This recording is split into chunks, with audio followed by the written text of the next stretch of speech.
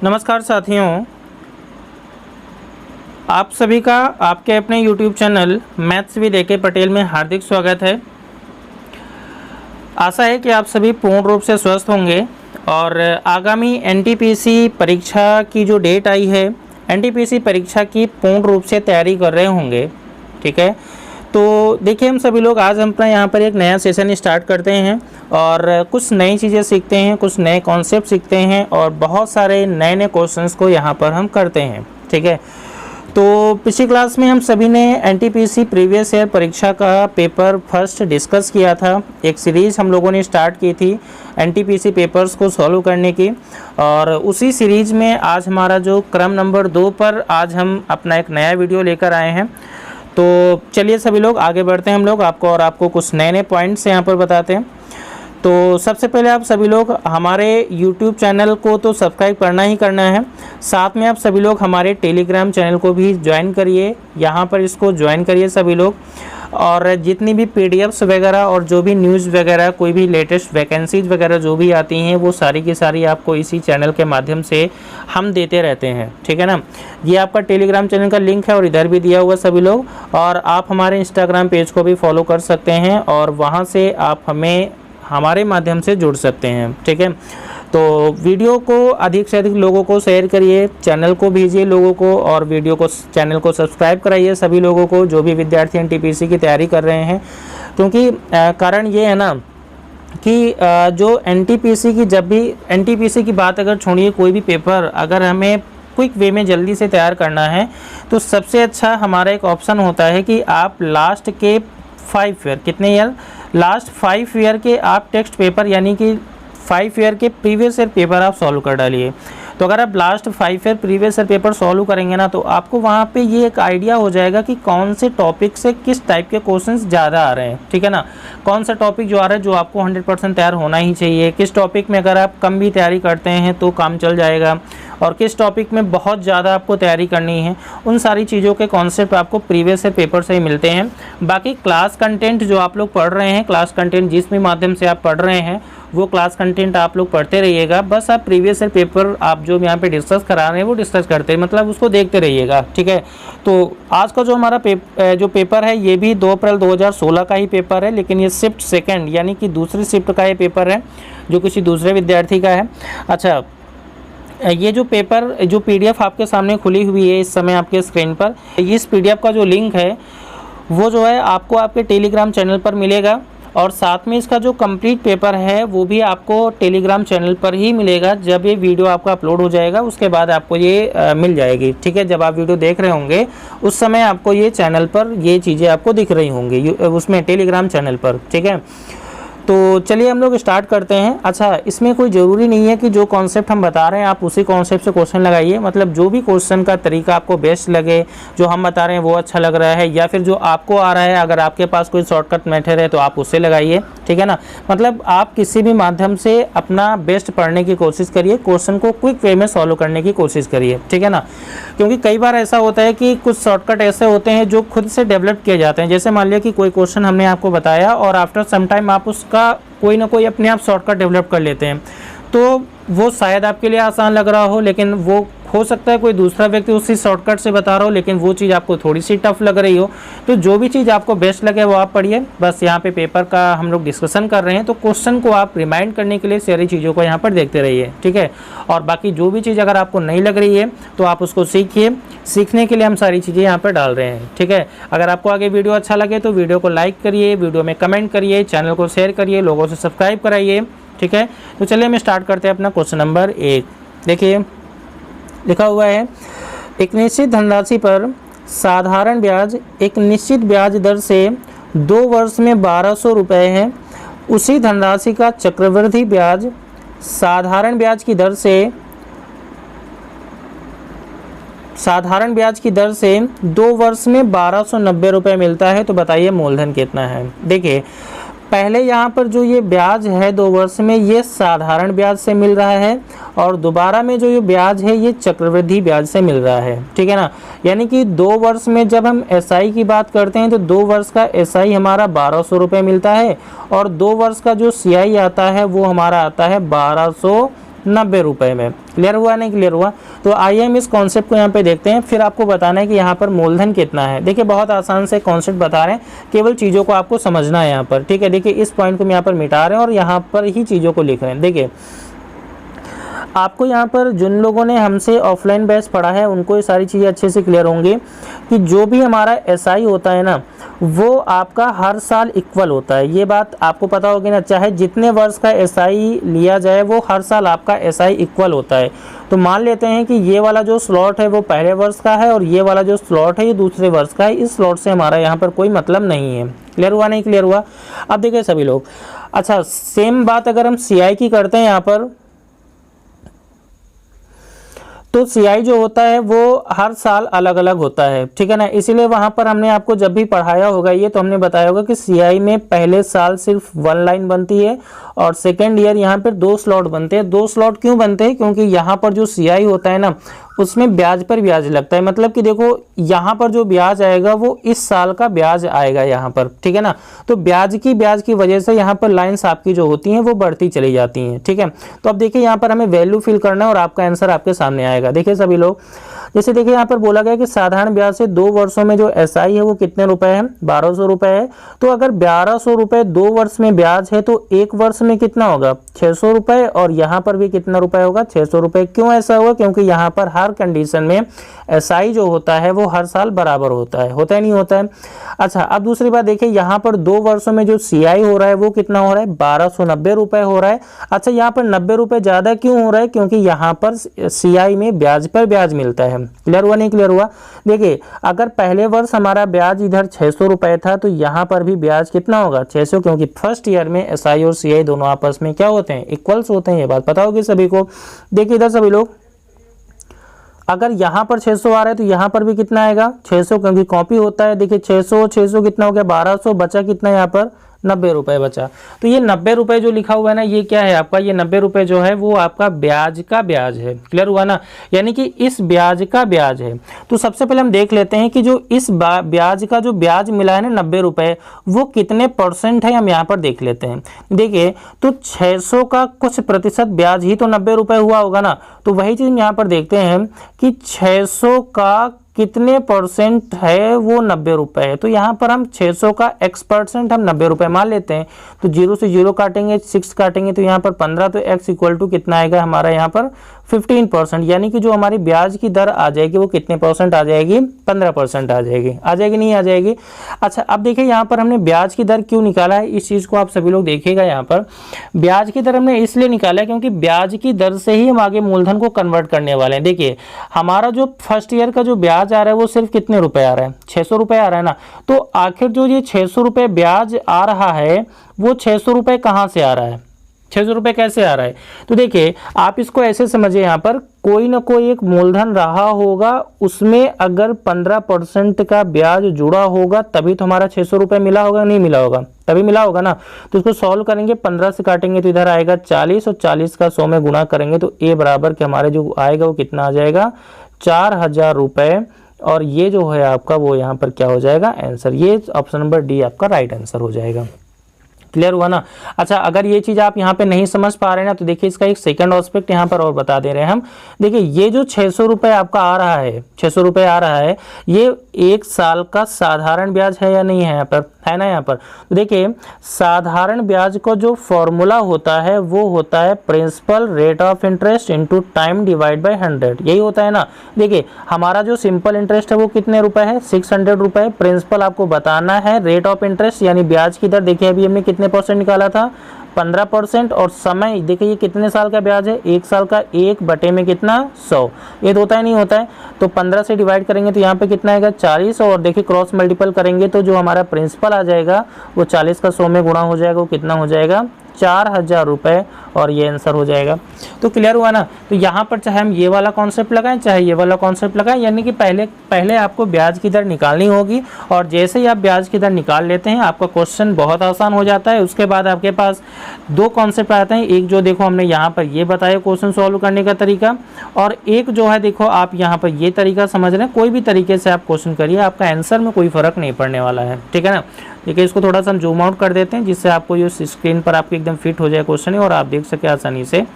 तो चलिए, आशा है कि आप सभी लोग इस क्वेश्चन को अच्छे से समझ पा रहे होंगे। ठीक है, तो चलिए क्वेश्चन नंबर 2 देख लेते हैं हम लोग। क्वेश्चन नंबर 2 में क्या लिखा गया है, बोला गया है कि तीन संख्याएं हैं वो 2:3:5 2:3:5 के रेशियो में है।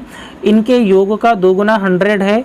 तीनों में से सबसे बड़ी संख्या का वर्ग कितना होगा। देखिए क्वेश्चन में बोला गया है कि जो तीनों संख्या है उनका जो रेशियो है 2:3:5 है।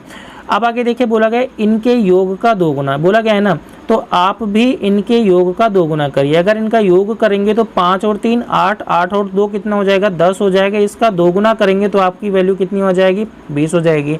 लेकिन क्वेश्चन में बोला गया है कि इनके योग का 2 गुना, यहाँ पर कितना बोला गया 100, लेकिन हमारे अकॉर्डिंग योग का 2 गुना कितना आ रहा है 20 आ रहा है, लेकिन क्वेश्चन में 100 आ रहा है। तो 1 इक्वल टू कितना हो जाएगा 100 डिवाइड बाई 20। सॉल्व करेंगे तो 1 इक्वल टू कितना हो जाएगा 5।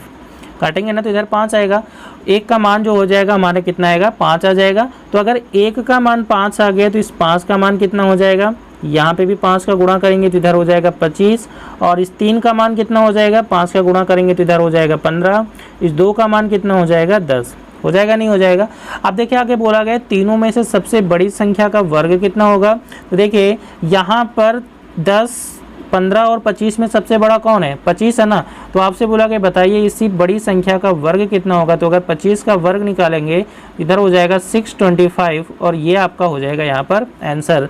यानी कि यहाँ पर जो ऑप्शन नंबर बी हो जाएगा वो आपका राइट आंसर हो जाएगा। क्लियर होगा ना सभी का। तो जितने लोग आंसर आ गया हो सभी लोग कमेंट बॉक्स में एस लिखें, एस टाइप करें सभी लोग। और जिनका नहीं आ रहा है वो क्वेश्चन को सॉल्व करने की कोशिश करें। जो भी कॉन्सेप्ट हम यहाँ पर बता रहे हैं बहुत अभी स्लो पढ़ा रहे हैं, तो आप क्वेश्चन को समझने की अच्छे से कोशिश करें सभी लोग। ठीक है, तो चलिए क्वेश्चन नंबर 3 हम लोग अगला क्वेश्चन देखते हैं। देखिए ये वाला जो क्वेश्चन था, अगर हम पिछली वीडियो अगर आपने देखा होगा तो इस टाइप के क्वेश्चन हमने पिछली वीडियो में भी पढ़े थे। और आपको हम एक बात ये भी बता दें कि पिछले वर्ष यानी कि जो एनटीपीसी का जो पेपर डिस्कस कर रहे हैं, हम जिस ईयर का पेपर डिस्कस कर रहे हैं उस ईयर के हर एक पेपर में इस टाइप के क्वेश्चन जरूर से जरूर आए थे। और एक क्वेश्चन डीआई का कंपलसरी क्वेश्चन आया था। ठीक है ना, तो सभी लोग जो भी विद्यार्थी तैयारी कर रहे हैं वो डीआई के पार्ट और इस टाइप के क्वेश्चन को एकदम 100% समझ लें कि ये क्वेश्चन तो आने ही आने हैं किसी भी हालत पर। तो इन क्वेश्चन को आप बहुत ध्यान से समझिएगा। क्वेश्चन देखिए क्या लिखा हुआ है। जो बोला गया जो ट्रायंगल है वो उन व्यक्तियों का प्रतिनिधित्व करता है जिन्हें पढ़ना पसंद है। यानी कि ट्रायंगल का इंडिकेशन जो आ रहा है कि वो लोग पढ़ना पसंद करते हैं। यानी कि जो ट्रायंगल है वो ये वाला पार्ट है आपका। बोला गया कि जो सर्कल है वो उन लोगों के लिए जिन्हें साइकिलिंग पसंद है, यानी कि सर्किल वाले साइकिलिंग करना पसंद करते हैं। और जो रेक्टेंगल वाले जो है उन्हें ट्रैकिंग करना पसंद है, यानी कि जो रेक्टेंगल वाला पार्ट है उन्हें ट्रैकिंग करना पसंद है। ऐसा क्वेश्चन में बोला गया है। फिर आगे देखिए 3-4 क्वेश्चन यहाँ पर दिए जाते हैं, जिसमें से पहला क्वेश्चन आपके सामने बोर्ड यहाँ पे लिखा हुआ है। क्या बोला गया है कि कितने व्यक्तियों को पढ़ना पसंद है। क्वेश्चन बोला गया कितने व्यक्तियों को पढ़ना पसंद है। तो देखिए इसको थोड़ा सा मिटाते हैं हम यहाँ पर, क्लियर क्वेश्चन क्लियर हो जाएगा। देखिए पढ़ने वाले कौन है। देखिए क्वेश्चन यहाँ पर ये बोला गया कि पढ़ना उनको पसंद है जो आपके ट्रायंगल में है, इन्हीं को पढ़ना पसंद है ना। तो आपको यहाँ पे ट्रायंगल वाले सारी वैल्यू को आपको लिखना है। तो देखिए ट्रायंगल वाले कौन है यहाँ पर। देखिए सबसे पहले यहाँ पर 12 है, फिर आपका 28 है, फिर आपका 12 है, फिर आपका 44 है, और फिर आपका कौन है 31 है, और फिर आपका 43 है। तो अगर आप इन सभी को जोड़ेंगे ना, तो अगर इन सभी का जोड़ देखिए सभी लोग, इनका जोड़ कितना आ रहा है, तो इनका जोड़ आ जाएगा आपका 170 और ये आपका यहाँ पर आंसर हो जाएगा। तो इसका ऑप्शन नंबर फर्स्ट आपका इसका राइट आंसर हो जाएगा। तो क्वेश्चन आ रहा होगा ना सभी का, क्लियर हो गया होगा सभी का। तो इसका आंसर नंबर फर्स्ट यानी कि 170 इसका राइट आंसर हो जाएगा। क्लियर हुआ ना। तो चलिए हम लोग अपना अगला क्वेश्चन स्टार्ट करते हैं। क्वेश्चन नंबर 4 की तरफ बढ़ते हैं। देखिए सभी लोग, अच्छा इस क्वेश्चन में हम बीच बीच से कुछ क्वेश्चन आपको होमवर्क भी देंगे, तो आप लोग इसमें क्वेश्चन का होमवर्क करने के लिए तैयार रहिएगा। और वीडियो को सभी लोग अधिक से अधिक लाइक करें, कमेंट करें, अपनी क्वेरीज़ को कमेंट करें। आप टेलीग्राम चैनल पर जुड़ें, वहाँ के माध्यम से आप हमसे जुड़ सकते हैं, या आप हमारे इंस्टाग्राम पेज से जुड़ें, वहाँ पर आप हमें जुड़िए और हमें डायरेक्ट मैसेज करते सकते हैं। सभी लोग जो भी आपकी क्वेरीज हैं आप सभी हमें भेज सकते हैं, हम आपको वहाँ पर सॉर्ट आउट करेंगे। ठीक है, चलिए अगला क्वेश्चन देखते हैं। बोला गया है कि कितने व्यक्तियों को पढ़ना और साइकिलिंग पसंद है लेकिन ट्रैकिंग पसंद नहीं है। यानी कि उनको पढ़ना भी पसंद है और साइकिलिंग भी पसंद है लेकिन ट्रैकिंग पसंद नहीं है। यानी कि ट्रैकिंग का मतलब कौन, ट्रैकिंग का मतलब ये वाला पार्ट आपका आंसर में नहीं होना चाहिए, लेकिन पढ़ना और साइकिलिंग पसंद है। यहाँ पर देखिए सभी लोग, यहाँ पर इसको मिटाते हैं। यहाँ पर देखिए पढ़ने वाले इसमें आएंगे और साइकिलिंग वाले इसमें आएंगे। तो ऐसे व्यक्ति जो दोनों में कॉमन है, तो ऐसे व्यक्ति जो दोनों में कॉमन है वो कौन है? देखिए ऐसे व्यक्ति जो दोनों में कॉमन है वो केवल और केवल 31 है, हाँ या नहीं यहाँ पर। और यही 31 आपका जो हो जाएगा वो राइट आंसर, मतलब ऑप्शन नंबर ए इसका सही आंसर हो जाएगा। हो जाएगा नहीं हो जाएगा? हो जाएगा ना। तो चलिए अगला क्वेश्चन देखते हैं। देखिए आपसे बोला कितने व्यक्तियों को ट्रैकिंग पसंद है, ट्रैकिंग और पढ़ना पसंद है लेकिन साइकिलिंग पसंद नहीं है। यानी कि ट्रैकिंग करना पसंद है और पढ़ना पसंद है, यानी कि वो जो रेक्टेंगल और ट्रायंगल में होना चाहिए लेकिन सर्कल में नहीं होना चाहिए। देखिए वो संख्या हमारी कौन सी है? सिर्फ और सिर्फ 28 है, जो इन सभी में दोनों में कॉमन है और वही इसका राइट आंसर हो जाएगा। तो इसका मतलब यहाँ पे जो आपका राइट आंसर होगा वो हो जाएगा 28। हो जाएगा नहीं हो जाएगा?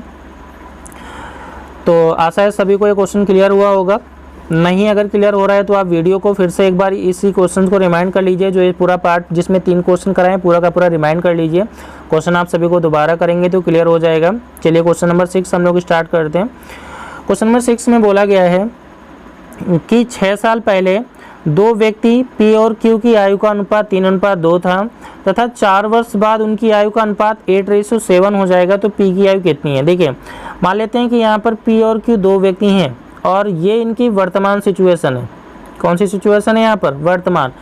अच्छा अगर आप सभी को याद होगा हमने एज में 3 वीडियो के पढ़ाए थे, अभी जितना भी कॉन्सेप्ट क्लियर किया था वहाँ पे ये क्वेश्चन हमने बताए थे, इस टाइप के क्वेश्चन बताए थे कि अगर हमें कभी भी पहले या बाद जाना होता है तो हमें हमेशा वर्तमान सिचुएशन से ही जाना होता है।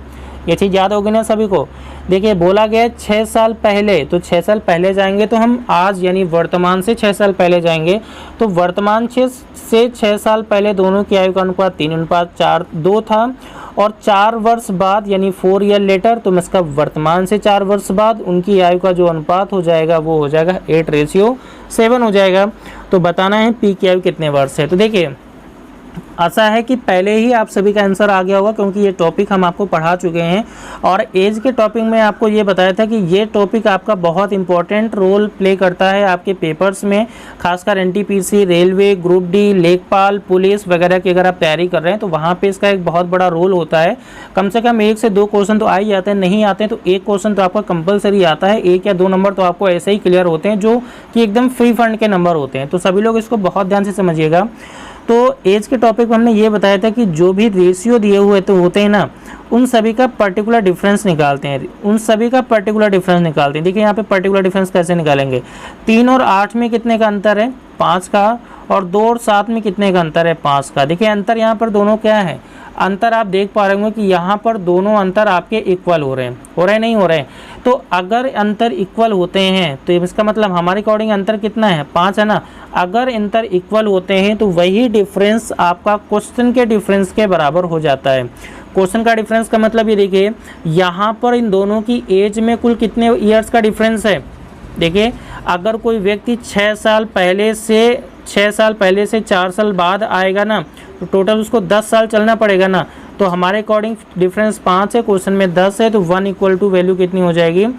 1 का मान आपका हो जाएगा 2। हो जाएगा ना सभी का। तो क्वेश्चन में क्या बोला गया यहाँ पर सभी लोग देखिएगा, बोला गया बताइए P की आयु कितनी है। तो अब देखो सभी लोग यहाँ पर आपके पास एक कन्फ्यूजन पार्ट है। यहाँ पे ये नहीं बोला गया कि वर्तमान हो या कब की बताने, ये नहीं बोला गया ना। तो जब भी कुछ भी ना बोला जाए तो इसका मतलब वहाँ पर आपको हमेशा प्रेजेंट टाइम की एज ही बतानी होती है। यानी कि जब भी आपको कुछ भी ना बोला जाए तो वहाँ पर आपको हमेशा प्रेजेंट टाइम की एज ही बतानी है। देखिए 1 इक्वल टू अगर 2 आ जाएगा ना, 1 इक्वल टू 2 आ जाएगा तो 3 इक्वल टू कितना हो जाएगा? 6 हो जाएगा। और 2 इक्वल टू कितना हो जाएगा? 4 हो जाएगा। हो जाएगा ना सभी का। तो देखिए सभी लोग आपसे बोला गया है कि अच्छा ये देखिए ये जो 6 साल आयु आ रही है ना वो कब की आ रही है? 6 साल पहले की आ रही है। और P की आयु 6 साल पहले 6 साल का था तो आज जो है वो P कितने साल का हो जाएगा? आज जो है 6 साल बड़ा हो चुका होगा। 6 में 6 जोड़ेंगे तो आपका आंसर कितना आ रहा होगा? 12 वर्ष, यानी कि इसका जो ऑप्शन सही हो जाएगा ऑप्शन नंबर बी इसका राइट आंसर हो जाएगा। क्लियर हुआ, नहीं क्लियर हुआ? आशा है सभी इस क्वेश्चन को समझ रहे होंगे। अगर आप नहीं समझ पा रहे हैं तो आप इसी में यूट्यूब में आप ओपन करिएगा, हमारे पिछले वीडियोस देखिएगा। एज का टॉपिक हमने पढ़ाया है, वहाँ पे आप इस टॉपिक में वीडियो नंबर 2nd या 3rd में वहाँ पर हमने कॉन्सेप्ट बताया है। आप वहाँ पे जाके पढ़ेंगे तो सारे के सारे कॉन्सेप्ट क्लियर होंगे और आगे के क्वेश्चन आपके कभी गलत नहीं होंगे। ठीक है, चलिए अगला देखते हैं, क्वेश्चन नंबर 7 देखते हैं सभी लोग। बोला गया है कि 2 अंकों वाली एक संख्या का योग 9 है। जब अंकों के स्थान आपस में बदल दिए जाते हैं तो संख्या 45 से कम हो जाती है, तो बदली हुई संख्या बताइए। जिन लोगों ने पिछला वीडियो देखा होगा तो वहाँ पर हमने आपको इस टाइप के क्वेश्चंस बताए थे कि कैसे ऐसे क्वेश्चंस को हम सॉल्व करते हैं। सेम टू सेम कॉन्सेप्ट के क्वेश्चन हम पिछले वीडियो में कर चुके हैं, बस केवल डिजिट्स यहाँ पर चेंज है, वो हमें समझना है। देखिए सभी लोग, आपसे बोला कि इन सभी संख्याओं का योग 9 है। तो सबसे पहले आपको यहाँ पर हम बता दें कि ऐसे क्वेश्चन जब भी आपके सामने आते हैं ना, तो आप ऐसे क्वेश्चन को सबसे पहले आप ऑप्शन से ही सॉल्व किया करिए। किससे सॉल्व करेंगे हम? ऑप्शन से। देखिए आपसे बोला गया कि बताइए बदली हुई संख्या कितनी है, ये बताना है ना यहाँ पर। तो हम यहाँ पर मान लेते हैं कि जो हमारी जो सबसे पहले हम यहाँ पर मान लेंगे कोई ना कोई हमारी प्रारंभिक संख्या होगी नहीं होगी, तो हम यहाँ पर प्रारंभिक संख्या मान लेते हैं। तो हम यहाँ पर ये मान लेते हैं कि जो हमारी प्रारंभिक संख्या है वो हम 72 मान लेते हैं। सपोज एग्जांपल से हम बता रहे हैं, या सपोज अगर हम 45 मान लेते हैं, यहाँ पर 45 अगर अपनी प्रारंभिक संख्या अगर हम 45 मान लेते हैं, तो अगर हमारी प्रारंभिक संख्या 45 होगी ना, तो देखिए इसके अंकों का योग 9 हो रहा है, नहीं हो रहा है, तो देखिए हमारे अंकों का योग 9 हो रहा है। लेकिन अगर इसको आपस में बदल दें तो 45 को अगर बदलेंगे तो कितना आएगा? 54 आ जाएगा। तो देखिए क्या 54 जो है 45 से कम होगा या नहीं होगा? देखिए यहाँ पर बोला गया जो संख्या आ रही हो 45 से कम हो जा रही है, मतलब 45 कम हो रही है। देखिए क्या 45 यहाँ पे कम हो रहा है? तो 45 कम नहीं हो रहा है, जबकि 45 से संख्या बढ़ रही है। बढ़ रही नहीं बढ़ रही? इसका मतलब आपका आंसर जो ऑप्शन नंबर 1 है वो गलत हो जाएगा। ठीक है ना। आप देखते हैं ऑप्शन नंबर 2 लेते हैं, 72 लेते हैं। यहाँ पर हम मान लेते हैं कि हमारी जो पहली संख्या है वो 72 है, पहली संख्या मान लेते हैं 72 है। ठीक है, इसके अंकों का योग देखिए कितना है, तो इसके अंकों का योग आपका 9 आ रहा है। आपसे बोला गया अगर इसमें 45 घटा देते हैं एक सेकेंड, आपसे बोला गया कि इसके अंकों के स्थान आपस में बदल देते हैं। तो अंकों के स्थान अगर आपस में आप बदलेंगे तो देखिए तो संख्या 45 कम होनी चाहिए। तो देखो अगर हम 72 में 45 घटा दें तो जो भी वैल्यू आनी चाहिए वो 27 होनी चाहिए। घटा के देखिए यहाँ पर कितना आएगा? 7 और 22 आ रहा है, नहीं आ रहा है? मतलब ये दोनों कंडीशन मैच हो रही है ना, इसका मतलब यही संख्या इसकी प्राथमिक संख्या हो जाएगी। लेकिन आपसे बोला गया बदली हुई संख्या कितनी है, तो बदली हुई संख्या जो हो जाएगी हमारी कितनी हो जाएगी? 27, और ये इसका ऑप्शन नंबर 4 राइट आंसर हो जाएगा। क्वेश्चन क्लियर हुआ ना। यानी कि यहाँ पर हम बड़ी वाली संख्या मान लेते हैं और उसमें सारी वैल्यू हम फिक्स करके देखते हैं, जिसमें आपकी वैल्यू सेट हो जाती है वही आपका आंसर हो जाता है और ये आपका आंसर हो जाएगा। लेकिन अगर हम यहाँ पे 63 रख के देखें तो देखिए 63 में आपकी वैल्यू सेट नहीं बैठेगी। आपको बता देते हैं, देखिए 63 अंकों का योग कितना है? 9 है। क्लियर हुआ। अगर इसको हम पलट देते हैं, यानी कि इसको पलटिए, यानी कि 63 का उल्टा कितना हो जाएगा? 36। अब देखिए इनको दोनों को घटाएंगे ना तो अंतर 45 नहीं आएगा, लेकिन 45 आना चाहिए। देखिए 45 देखिए आता है, तो इधर बोले 7 हो जाएगा। देखिए 3 2 5 27 आ रहा है, जो कि आपका गलत है। आना कितना चाहिए? 45। तो इसका जो आंसर हो जाएगा वो 27 ही सही हो जाएगा। यानी कि जो प्रारंभिक संख्या हो जाएगी वो 72 हो जाएगी और बदली हुई संख्या जो हो जाएगी वो हमारी कितनी हो जाएगी? 27। बाकी के सभी ऑप्शन यहाँ पर आपके क्या है? गलत है। ठीक है, तो क्वेश्चन नंबर 8 देखते हैं। ये तो सेम क्वेश्चन आपका रिपीट हो गया, पुराने वाला क्वेश्चन है, तो इसको हम यहाँ पर छोड़ देते हैं, इसको यहाँ पर कोई मतलब नहीं है। अगला क्वेश्चन देखते हैं। यहाँ पर बोला गया कि दी गई संख्याओं के लिए निम्नलिखित में कौन सा सही आंसर है, आपको ये बताएं। देखिए इस टाइप के क्वेश्चंस भी हम आपको पिछली क्लास में बता चुके हैं कि कैसे हम ऐसे क्वेश्चंस को सॉल्व करते हैं। तो तरीका हमने बताया था, तो इसको बता दें या फिर छोड़ दें इसको? देखिए आपको हम तरीका तो बता चुके हैं कैसे करते हैं, चलिए एक बार हम बता देते हैं। देखिए सबसे पहले आप यहाँ पे ये देखिए कि यहाँ पर जो भी आपके ऑप्शन है, 4 के चारों ऑप्शन में जो संख्या है वो सारी की सारी कॉमन है, सारी की सारी संख्याएं मैच हो रही हैं। तो अच्छा, फिर सभी क्वेश्चंस में ये देखिएगा सभी ऑप्शन में अंश वाला छोटा है, हर वाला बड़ा है। सभी ऑप्शन में देखो ये लिखा गया है। तुम क्या करते हैं, हम यहाँ पर इसका उल्टा कर देते हैं, मतलब अंश वाले को बड़ा मान लेते हैं और हर वाले को छोटा। उल्टा करते हैं, यानी 3/8 लिखा था 8/3 कर देते हैं। और इधर इसको करेंगे 73/19 और इधर इसको करेंगे 47/29 और इधर इसको करेंगे 39/17। इसको हम ऐसा यहाँ पे कर देते हैं, ठीक है ना। और हम अब आपस में भाग कर देते हैं। अगर आप 8 को 3 से भाग करेंगे तो इधर आपका वैल्यू आ जाएगी 2.66 आ जाएगा, और अगर इसमें भाग करेंगे तो इधर आएगा 3.84 आ जाएगा, और अगर इसमें भाग करेंगे तो यहाँ पर आएगा 1.62 आ जाएगा, और अगर इसमें भाग करेंगे तो यहाँ पर आएगा 2.19। आप इसको ऐसे भाग कर लीजिएगा। यहाँ पर सबसे बेस्ट तरीका यही होता है ऐसे क्वेश्चंस को सॉल्व करने का, ठीक है ना। बाकी कॉन्सेप्ट तो बहुत सारे 5 से 6 कॉन्सेप्ट होते हैं यहाँ पे फ्रैक्शंस को छोटा या बड़ा डिसाइड करने के, लेकिन जब कोई भी कॉन्सेप्ट मैच नहीं करता तो सबसे बेस्ट ऑप्शन हमारा ये होता है कि हम चीज़ों में आपस में डिवाइड कर दें। तो देखिए हमने जो भी संख्याएं लिखी हुई थी उनका जो भी संख्या यहाँ पर लिखी हुई थी उनका उल्टा हमने यहाँ पर लिखा हुआ था ना। इसका मतलब जिसका सबसे बड़ी वैल्यू आएगी वो सबसे छोटी हो जाएगी। क्लियर हुआ ना, यानी कि एक मिनट, जिसका मान सबसे ज़्यादा आएगा वो सबसे छोटा, जिसका मान सबसे मतलब कि वो आएगा वो सबसे बड़ा, ठीक है ना। तो देखिए यहाँ पर अब देखिए इधर सभी लोग, ये वाला जो सिंबल होता है वो कौन सा होता है, ये वाला जो सिंबल, 2 सिंबल होते हैं यहाँ पर, एक इज लेस देन और एक इज़ ग्रेटर देन, 2 सिंबल होते हैं। तो यहाँ पर सभी में लेस देन वाला सिंबल यूज हुआ है। तो देखिए तो सबसे पहले आप यहाँ पे सबसे बड़ी संख्या लिखे, तभी तो आगे छोटे की तरफ बढ़ेंगे ना। तो जो सबसे बड़ी संख्या आएगी वो कौन सी हो जाएगी, सबसे बड़ी संख्या मतलब जो सबसे ज़्यादा आंसर आ रहा हो। इसका मतलब पहले नंबर पर हो जाएगा 73/19, फिर आपका हो जाएगा यहाँ पर ये 8/3, फिर हो जाएगा यहाँ पर आपकी संख्या हो जाएगी, ये वाली संख्या हो जाएगी, फिर ये वाली संख्या हो जाएगी। इसके अकॉर्डिंग अगर आप देखेंगे तो आपका जो आंसर सही होगा वो ऑप्शन नंबर बी आपका सही होगा। आप वैल्यू को अपने अकॉर्डिंग यहाँ पे सेट कर सकते हैं, ऑप्शन नंबर बी इसका राइट आंसर हो जाएगा, ठीक है। तो चलिए क्वेश्चन देखते हैं अगला, क्वेश्चन नंबर 10। बोला गया इन सभी संख्याओं में यानी कि 52, 54, 55, 56, 55, 54, 53, 55, 53, 51 और 57 का बहुलक यानी मोड आपको बताना है। बहुलक का मतलब होता है कि जो संख्या सबसे ज़्यादा बार आती, जो बहुत बार संख्या है, जो सबसे ज़्यादा बार रिपीट हो संख्या कौन सी है। देखिए 55, 55 यहाँ भी है, 55 यहाँ भी है, 55 यहाँ भी है, 55 3 बार रिपीट हुआ है। बाकी कोई भी संख्या 3 बार रिपीट नहीं हो रही, इसका मतलब जो इसका बहुलक हो जाएगा वो सीधा सीधा आपका आंसर हो जाएगा 55। क्लियर हुआ ना। बहुलक का मतलब यही होता है कि जो संख्या सबसे ज़्यादा बार रिपीट हो वही आपका राइट आंसर होता है, 55 राइट आंसर हो जाएगा आपका। चलिए अगला क्वेश्चन देखते हैं, क्वेश्चन नंबर 11। 3740 को 3740 को 3 भागों में इस प्रकार बांटिए कि पहले का आधा, दूसरे का तिहाई और तीसरे का छठा भाग आपस में बराबर हो। तो देखिए सभी लोग यहाँ पर एज ए स्टूडेंट अगर हम एग्ज़ाम में परीक्षा दे रहे होते हैं ना, तो हमारा सबसे बेस्ट अप्रोच यहाँ पर इस क्वेश्चन का ये होता कि हम इस क्वेश्चन को ऑप्शन से उठा दे, बिना कुछ कैलकुलेशन किए आप क्वेश्चन को सॉल्व कर सकते हैं। एज ए स्टूडेंट अगर हम आपके एग्ज़ाम हॉल में बैठे होते तो देखिए कैसे इसको उठाते हैं हम यहाँ पे। देखिए मान लेते हैं कि पहले वाला ऑप्शन पहला है, दूसरा वाला ऑप्शन दूसरा, तीसरा वाला तीसरा है। देखिए 700 का आधा करिए। देखिए पहला ऑप्शन हम उठा लेते हैं यहाँ पर पहला ऑप्शन उठा लेते हैं 700, 1000 और 2040। देखिए पहले का आधा, दूसरे का तिहाई और तीसरे का छठा भाग, तीनों बराबर होने चाहिए। देखिए क्या हम तीनों को भाग करें बराबर आ जाएगा। देखिए इस 700 में 2 से भाग करेंगे तो 350 आएगा, लेकिन क्या यहाँ पर 350 आएगा, नहीं आएगा ना। तो इसका मतलब आपका पहला ऑप्शन गलत हो जाएगा ना।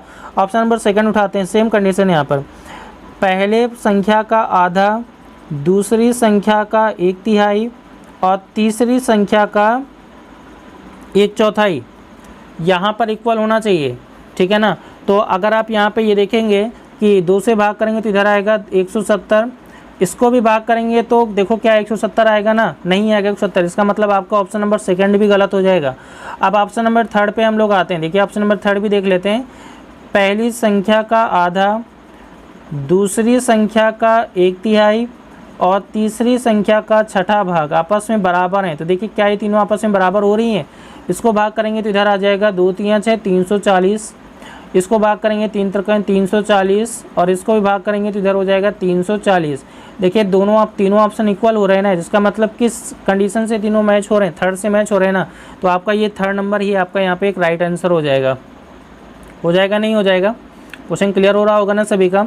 तो जब भी आपके सामने ऐसे क्वेश्चन है जहाँ पर आपको लगे कि थोड़ा सा चीज़ों में डिस्ट्रैक्शन हो रहा है यानी क्वेश्चन क्लियर नहीं हो रहा है, आप ऑप्शन उठाइए, बहुत आसानी से आप क्वेश्चन को सॉल्व कर पाएंगे। और अभी हम आगे धीरे धीरे ऐसे अप्रोच भी बताएंगे कि जहाँ पर आपको कुछ भी ना क्लियर हो, ऑप्शन से सॉल्व करिए, सब कुछ आपका अपने आप क्लियर हो जाएगा। ठीक है, तो चलिए क्वेश्चन नंबर 12 देखते हैं। थोड़ा सा स्पीड में करेंगे क्योंकि हमारे पास 35 से 40 क्वेश्चन की एक सीरीज सेट है पूरा, ये थोड़ा सा टाइम ज़्यादा लग रहा है इसलिए थोड़ा सा जल्दी करेंगे हम लोग। बोला कि इन सभी संख्याओं को हल करिए, तो ये आपका होमवर्क है, ये आपको खुद से करना है, ये हम भी नहीं बताएंगे। ठीक है, और इसके जो आंसर है आपको जो PDF मिलेगा उस PDF में आपको इसके आंसर मिल जाएंगे। ठीक है, चलिए अगला क्वेश्चन देखते हैं। यहाँ पर बोला गया है कि यहाँ पे बोला गया है कि R019 11 से डिविजिबल है, तो सबसे छोटी प्राकृतिक संख्या R का मान बताइए। यानी कि R की वैल्यू यहाँ पर बतानी है और सबसे छोटी संख्या बतानी है जो R की जगह पर सेट हो सके। तो 11 की डिविजिबिलिटी, 11 की डिविजिबिलिटी, देखिए पिछले क्लास में यानी कि जब पिछला वीडियो आया था तो देखो वहाँ पर भी 11 के डिविजिबिलिटी से बेस में क्वेश्चन आए थे। तो डिविजिबिलिटी से एक क्वेश्चन देखिए, हर परीक्षा में एक क्वेश्चन डिविजिबिलिटी से जरूर आ रहा है। तो डिविजिबिलिटी के कॉन्सेप्ट आप सभी लोग क्लियर कर लीजिए और बीच में अगर हमें मौका मिलेगा तो डिविजिबिलिटी के रिलेटेड हम कुछ क्वेश्चन यानी कि पूरा का पूरा टॉपिक हम आपको पढ़ा देंगे डिविजिबिलिटी का, तो सारी चीज़ें आपको क्लियर हो जाएंगी। और परेशान मत होइए, परीक्षा से पहले हम आपको कवर करा देंगे डिविजिबिलिटी, खासकर हम पढ़ा देंगे आपको नंबर सिस्टम का पार्ट। ठीक है सभी लोग, डिविजिबिलिटी 11 की क्या होती है? 11 की डिविजिबिलिटी होती है देखिए 11 की डिविजिबिलिटी क्या होती है, कोई भी संख्या लिखी हुई है उसके प्लेसेस डिसाइड करना। देखिए ये कौन सा प्लेस है, 9 कौन से नंबर पर है, पहले नंबर पर है, 1 कौन से नंबर पर है, दूसरे नंबर पर, और 0 कौन से नंबर पर है, तीसरे नंबर पर, और ये R कौन से नंबर पर है, चौथे नंबर पर है ना। तो यहाँ पर ये बोला गया है कि कोई भी संख्या 11 से डिविजिबल होने की शर्त क्या होती है। देखिए क्या बोला जाता है, किसी भी संख्या के विषम स्थान यानी कि ऑड पोजीशन का मतलब पहली ऑड पोजीशन कौन सी है 9 और दूसरी ऑड पोजीशन कौन सी है 0 यानी 1 और 3 है ना, उन संख्याओं का योग तथा इवन नंबर की जो पोजीशंस हैं, इवन नंबर पर कौन है यहाँ पर 1 और दूसरे इवन नंबर पर कौन है R है, इन दोनों संख्याओं का अंतर या तो शून्य होना चाहिए या फिर 11 से विभाजित एक संख्या होनी चाहिए, यानी कि 11 से डिविजिबल होना चाहिए। अगर ये कंडीशन आपकी आ रही है तो संख्या 11 से डिविजिबल होगी, अदरवाइज नहीं होगी। देखिए 9 को 0 में ऐड करेंगे तो 9 आ जाएगा माइनस, देखिए 1 में कितना जोड़ें कि इसका अंतर आपका 0 आ जाए। तो देखिए 1 में हमें 8 जोड़ना पड़ेगा, तो 8 और 1 जोड़ेंगे कितना आ जाएगा 9 आ जाएगा। यानी कि अगर R की जगह पर हम 8 रख दें तो देखिए आपका ये वैल्यू सेटिस्फाई हो रही नहीं हो रही, इसका मतलब R का जो मिनिमम वैल्यू हो जाएगी वो 8 हो जाएगी। देखिए अगर 5 रखेंगे तो भी वैल्यू सेट नहीं हो रही, 6 रखेंगे तो भी सेट नहीं हो रही, 7 रखेंगे तो भी सेट नहीं हो रही, और जब 8 रख रहे होंगे तो देखो ये 8 और 1 मिलकर 9 और 9 बना रहा होगा, 9 और 9 का अंतर 0 हो रहा है, जो कि 11 की डिविजिबिलिटी के अकॉर्डिंग पूरा का पूरा सेट हो रहा है। इसका मतलब जो R के स्थान पर जो संख्या आएगी वो छोटी से छोटी संख्या हमारी कौन सी हो जाएगी 8 हो जाएगी, 8, और वो इसका राइट आंसर हो जाएगा। आ जाएगा नहीं हो जाएगा। डिविजिबिलिटी रूल हम आपको पढ़ा देंगे, थोड़ा सा हो सकता है आपको यहाँ पर डाउट हो रहा होगा कि ये चीज़ें हम इतनी आसानी से कैसे कर ले रहे हैं। एज ए स्टूडेंट अगर हम परीक्षा में बैठते हैं, अगर हमको सॉल्व करना होता है तो यहाँ पर जो भी हमने चीज़ें लिखी वो बिल्कुल भी लिखने की आवश्यकता नहीं होती, बहुत आसानी से सारी की सारी चीज़ें क्लियर हो जाती हैं। ठीक है, लेकिन फिर भी यहाँ पर एक एक स्टेप बता रहे हैं, इससे थोड़ा सा हमें टाइम लग रहा है। तो चलिए अगला क्वेश्चन देखते हैं। बोला गया है कि 15 मीटर तथा 20 मीटर के दो खंभे ज़मीन से खड़े हैं, उनके बीच की दूरी 12 मीटर है, तो उनमें उनके सबसे ऊपरी छोरों के बीच की दूरी बताई। तो देखिए पिछली क्लास में देखिए हाइट एंड डिस्टेंस का ऐसा क्वेश्चन आया था। देखिए दो खंभे हैं, पहला खंभा हमारा 15 मीटर का है और दूसरा खंभा हमारा 20 मीटर का है। दोनों खंभे एक दूसरे से कितनी दूरी पर खड़े हैं 12 मीटर की दूरी पर खड़े हैं। खंभे हैं तो इसका मतलब खंभे हैं तो 90 डिग्री पर होंगे ये, ठीक है ना। देखिए अगर ये 12 है तो ये भी आपकी कितनी हो जाएगी 12 हो जाएगी। आपसे बोला गया कि पहले खंभा आपका 15 मीटर है और दूसरा खंभा आपका 20 मीटर है। अगर ये हाइट आपकी 15 है तो ये वाली हाइट भी आपकी कितनी हो जाएगी 15 हो जाएगी, और ये वाली हाइट आपकी कितनी हो जाएगी 5 हो जाएगी। तो आपसे बोला कि बताइए उनके सबसे ऊपरी छोरों के बीच की दूरी। सबसे ऊपरी छोर देखिए एक ये है और आपका एक ये है, इनके बीच की दूरी बतानी। तो देखिए आपका देखो ये पार्ट ये जो देखिए तीनों ये आपका एक समकोण त्रिभुज बन रहा है ना। समकोण त्रिभुज में देखिए हमने आपको ट्रिपलेट बताया था। ट्रिपलेट में आपका देखिए समकोण त्रिभुज में कर्ण होता है, लंब होता है, आधार होता है। यहाँ पर समकोण त्रिभुज में हमारा हमेशा पाइथागोरस थ्योरम फॉलो होती है। पाइथागोरस थ्योरम वहाँ पे कर्ण, लंब और आधार होता है। उसमें अगर हमने आपको बताया था ट्रिपलेट, अगर आपको याद होंगे तो 12 और 5 का जो ट्रिपलेट होता है वो हमेशा 13 से बनता है, तो इसका आंसर आपका हो जाएगा यहाँ पर 13 मीटर आंसर हो जाएगा। हो जाएगा नहीं हो जाएगा। तो परीक्षाओं में कई क्वेश्चन आपको ऐसे मिलेंगे कि वहाँ पर आप देखते हुए ही आंसर दे पाएंगे, लेकिन देखते हुए आप आंसर तभी दे पाएंगे जब आपकी क्वेश्चन की प्रैक्टिस होगी। इसीलिए हम आपकी ये सीरीज़ हमने स्टार्ट की है कि आपकी अधिक से अधिक प्रैक्टिस हो सके और आप अधिक से अधिक क्वेश्चन को सॉल्व करें। ठीक है, जितने ज़्यादा क्वेश्चन आप सॉल्व करेंगे उतने ही ज़्यादा आप मार्क्स गेन करने में सक्सेस होंगे और उतनी जल्दी से उतनी क्विक वे में आप क्वेश्चन को सॉल्व करेंगे। ठीक है, जो भी आप पैटर्न पढ़ रहे हैं वो पढ़ते रहिए, लेकिन प्रीवियस ईयर पेपर आप जरूर से ज़रूर देखिए, इससे आपको बहुत फ़ायदे होगा यहाँ पर। चलिए अगला क्वेश्चन देखते हैं। क्वेश्चन नंबर 15 बोला गया है कि त्रिभुज ABC का क्षेत्रफल 63 वर्ग यूनिट है। दो समांतर रेखाएं DE और FG इस प्रकार खींची गई हैं कि AB तथा AC को 3 बराबर भागों में विभाजित करती हैं। चतुर्भुज DEFG का क्षेत्रफल कितना है? देखिए सभी लोग, ये क्वेश्चन आपको हम बताएंगे नहीं, ये क्वेश्चन आपको होमवर्क दे देते हैं यहाँ पर। ठीक है, अगले क्लास में इस क्वेश्चन को डिस्कस करेंगे। ये क्वेश्चन आपका होमवर्क है। देखते हैं कितने लोग इसका सही आंसर दे पाते हैं, कितने लोगों ने ये पार्ट यानी कि ये जो ट्रायंगल वाला पार्ट है, ये जो पार्ट है आपका, कितने लोगों ने ये पढ़ा है, ये चीज़ हम देखेंगे यहाँ पर। ठीक है, आपके इसमें 4 ऑप्शन है, 28, 35, 21 और 48, ये 4 ऑप्शन है। इसको हम अगली क्लास में बताएंगे आपको, या फिर आप इसमें सभी लोग कमेंट बॉक्स में कमेंट करिए इसका सही आंसर कितना होगा। क्वेश्चन नंबर 15 हम ऐसे 4-5 क्वेश्चन आपको होमवर्क के लिए देंगे, जो देखते हैं कि कितने लोग इसके सही आंसर दे पाते हैं। यहाँ पर सभी लोग इसके आंसर जरूर दीजिएगा। ठीक है, क्वेश्चन नंबर 16 की तरफ आइए। देखिए बोला गया कि एक मेज को 10% लाभ पर बेचा गया है, यदि इसका क्रय मूल्य 5% कम कर दिया जाए, यदि वह 7 रुपये अधिक में बिकता है तो लाभ 20% का लाभ होता है, तो उसका क्रय मूल्य बताइए। देखिए बहुत आसान सा क्वेश्चन है, बहुत सिंपल सा कॉन्सेप्ट है, सभी लोग ध्यान से देखिएगा। सबसे पहले मान लेते हैं कि हमारी जो मेज है उसका क्रय मूल्य हम 100 मान लेते हैं। कितना मान लेते हैं हम? मेज का जो क्रय मूल्य हम 100 मान लेते हैं। देखिए मेज 100 रुपये की, उसको कितने % लाभ पर बेचा गया है? उसको 10% लाभ पर बेचा गया है, तो उसका 10% लाभ का मतलब जो हमारा SP हो जाएगा वो कितना हो जाएगा? 110 रुपये हो जाएगा ना। यानी 100 की चीज़ अगर 10% लाभ पर बेचेंगे तो 110 में बेचेंगे। फिर बोला गया कि इसका क्रय मूल्य 5% कम कर दिया जाए, तो अगर आपसे बोला गया कि इसको 5% कम कर दें, तो 100 में 5% कम करेंगे तो कितना हो जाएगा? 95 हो जाएगा ना। 5% कम कर दें और 7 रुपये अधिक में बेचें तो कितने % का लाभ होता है? 20% का लाभ होता है। और अगर यहाँ पे 20% का लाभ देखें तो कितना हो जाएगा? 95 इंटू 120/100 आएगा नहीं आएगा? अगर आप इसको सॉल्व करेंगे तो यहाँ पर आपकी वैल्यू कितनी हो जाएगी? 114। सॉल्व करके देखिएगा, आपकी वैल्यू 114 आएगी। देखिए हमारे हिसाब से पहले वस्तु कितने में बिक रही थी? 110 में। अब कितने में बिक रही? 114 रुपये में। कितने का फ़ायदा हो रहा है? सीधे सीधे हमारा केवल 4 रुपये का फ़ायदा हो रहा है। लेकिन क्वेश्चन में कितने रुपए का फ़ायदा हो? देखिए यहाँ पे लिखा हुआ है क्वेश्चन में फ़ायदा हो रहा है 7 रुपये का, तो 1 बराबर आएगा 7/4 आ जाएगा ना सभी का। आपको बताने इसका क्रय मूल्य कितना। देखिए हमने क्रय मूल्य कितना माना था? 100 माना था ना। तो इसी 100 में कितने का गुणा करेंगे? 7/4 का गुणा करेंगे।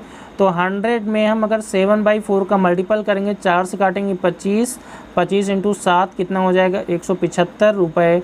और ये इसका आपका राइट आंसर हो जाएगा, मतलब ऑप्शन नंबर ए इसका सही आंसर हो जाएगा। क्वेश्चन क्लियर हुआ ना?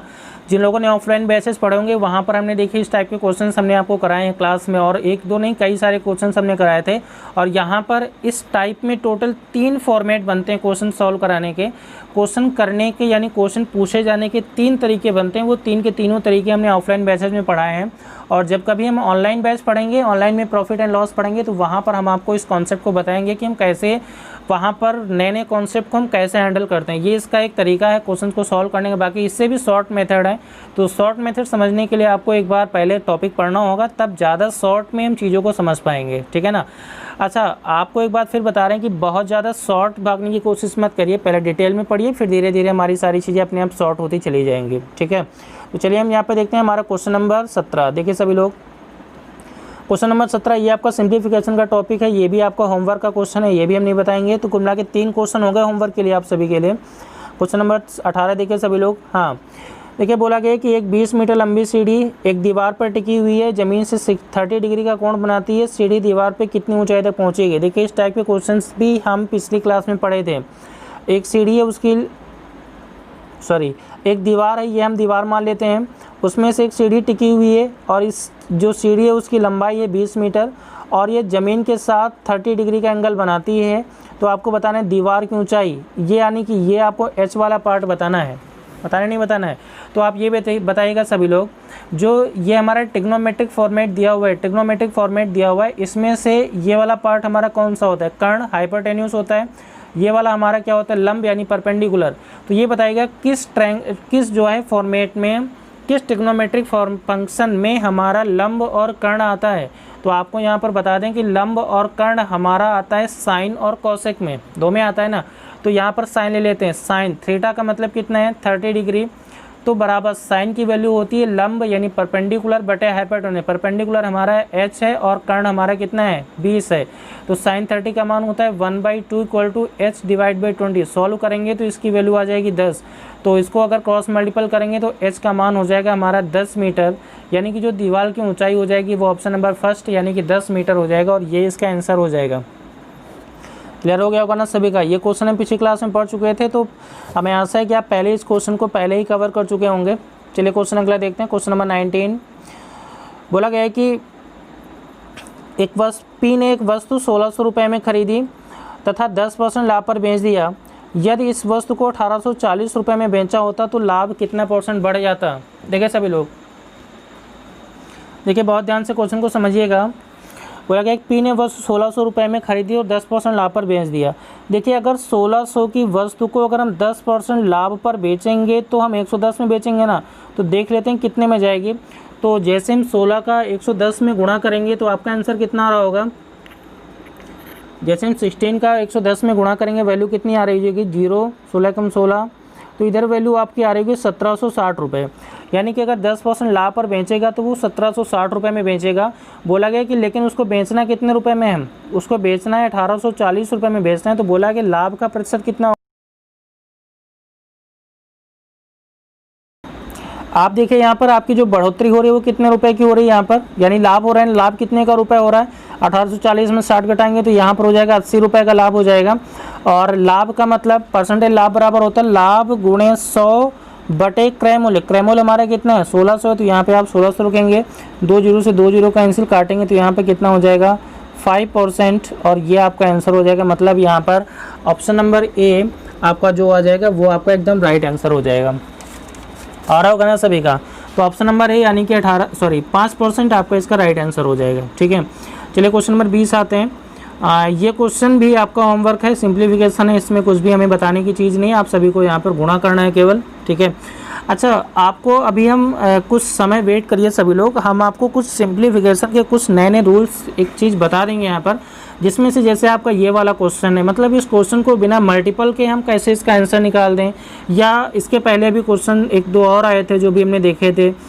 ये तो खैर मान लिया आपको थोड़ा बहुत सॉल्व करना पड़ेगा, या फिर सिंप्लीफिकेशन में कई सारी ऐसी चीज़ें आती हैं जिनको जो जोड़ घटाना गुणा भाग वाले होते हैं, अब वो बिना कोई कैलकुलेशन किए बिना सॉल्व किए आप चीज़ों को डायरेक्ट कर सकते हैं। वो कैसे करते हैं वो हम आपको बता देंगे। यहाँ पे कुछ रूल्स होते हैं, ठीक, कुछ मेथड्स हैं यहाँ पर जो कि वैदिक मैथमेटिक्स में पढ़ाए जाते हैं। वो मेथड्स अगर हम आपको बता देंगे तो आप इन सभी की कैलकुलेशन बिना पेन उठाए आप चीज़ों को करते रहेंगे, तो वो आगे हम समय पर आपको बताएंगे। चलिए अगला क्वेश्चन देखते हैं। क्वेश्चन नंबर 21, एक क्वेश्चन लिखा हुआ है कि एक त्रिभुज का परिमाप 200 है। तो देखिए सबसे पहले हम यहाँ पे मान लेते हैं कि ये हमारा एक त्रिभुज है। क्या है? हमारा त्रिभुज है। आपसे बोले एक त्रिभुज का जो परिमाप है वो 200 है, तो त्रिभुज का मतलब होता है इन तीनों भुजाओं का योग 200 दिया गया है। बोला गया कि इसकी दो भुजाएं बराबर हैं, तो मान लेते हैं कि ये भुजा x और ये भी भुजा x है, और तीसरी भुजा बराबर वाली भुजाओं से 20 अधिक है। जो तीसरी वाली भुजा है वो बराबर वाली भुजाओं से 20 अधिक है, इसका मतलब ये वाली भुजा x + 20 हो जाएगी। तो बताइए तीसरी भुजा की लंबाई कितनी है? तो देखिए इसका आपको यहाँ पर परिमाप दिया है, त्रिभुज का जो परिमाप होता है, परिमाप दिया कि कितना गया है? 200 दिया गया है। परिमाप का फॉर्मेट क्या होता है? किसी भी 2D फिगर का जो परिमाप होता है वो होता है सभी भुजाओं का योग, यही होता है ना। तो अगर इसमें जोड़ेंगे x और यहाँ पे कितना आएगा? x + 20, ये तीसरी भुजा ने इन सभी का योग हमारा दिया 200 दिया है। इसको सॉल्व करेंगे 3x + 20 बराबर 200, तो x बराबर हो जाएगा 20 इधर माइनस में आएगा तो 180 बटे में 3। इसको सॉल्व करेंगे तो x बराबर हो जाएगा 60 आ जाएगा ना यहाँ पर। लेकिन आपसे बोला गया कि तीसरी भुजा की लंबाई बताइए, तो तीसरी भुजा हमारी कितनी है? x + 20 है, तो तीसरी भुजा हमारी हो जाएगी यहाँ पे 60 + 20। इसको जोड़ेंगे तो हमारी जो तीसरी भुजा हो जाएगी वो 80 हो जाएगी, और ये आंसर हो जाएगी, यानी कि ऑप्शन नंबर सी इसका राइट आंसर हो जाएगा ना सभी का। तो आशा है कि सभी लोग इस क्वेश्चन को बहुत आसानी से समझ रहे होंगे।